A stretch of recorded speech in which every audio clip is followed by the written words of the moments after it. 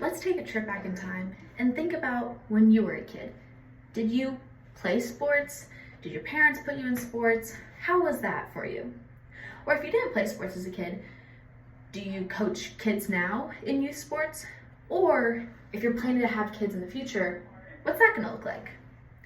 Now, getting this thought process through, let's beg a question. Do you want to put stress and high pressures on those kids?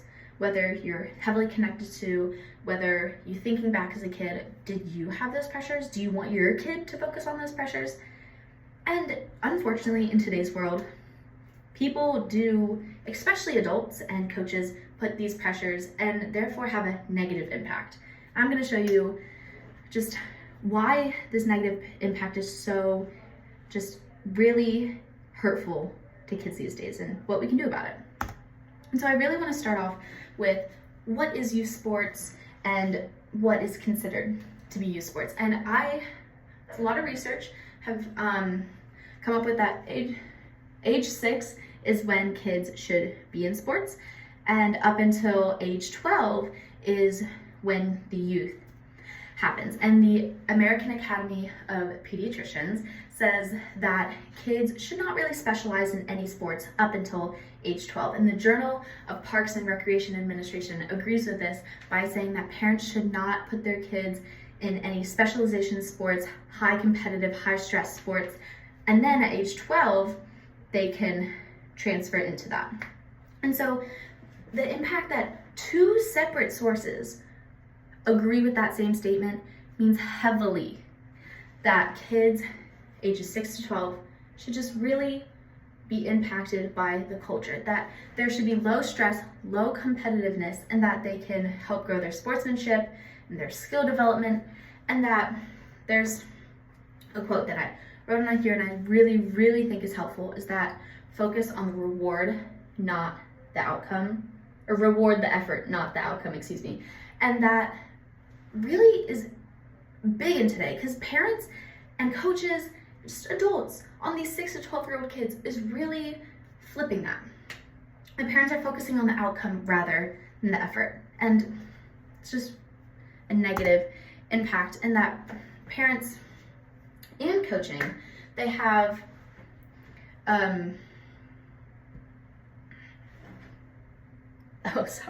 they have high expectations, and because of this, it's just putting a lot of stress and a lot of pressure on these kids, and they're just gonna lose the love of the sport, and it's just not what kids are going to do.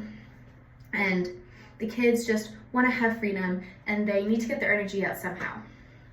With this, let me show you a video of what parents are negatively affecting. Honestly, we're tired. We're fed up. It's enough's enough. Joe Rudolph with the Northeastern Indiana Officials Association says this is not the first time one of his referees has been attacked by a parent. And it probably won't be the last. At some point, this aggressive behavior between full-on adults, coaching, and parents are just getting too aggressive with their kids who are just starting out, who are just playing, who are learning the basics. Parents are taking this way too far. And kids, they just want to have fun. They need a place to get their energy out. They just want to have free play. Who knows about Sandlot, the movie? Has anybody watched that? Well, if you have not, it's just basically about kids and how they come together to play baseball. And yes, there's some things like, like mysteries and competitiveness, and they verse other kids on the block who quote unquote are bullies, but they just verse each other in some can get competitive play, but it's for fun. No one's putting any pressure on them, and it's all like consciously decision. And that is what kids should experience, the fun play with their friends, building relationships, building skill development, and just getting their energy out.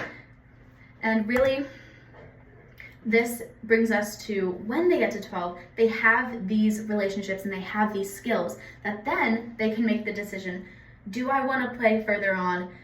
Do I want to continue doing this? And that is the kid's choice, not the parents.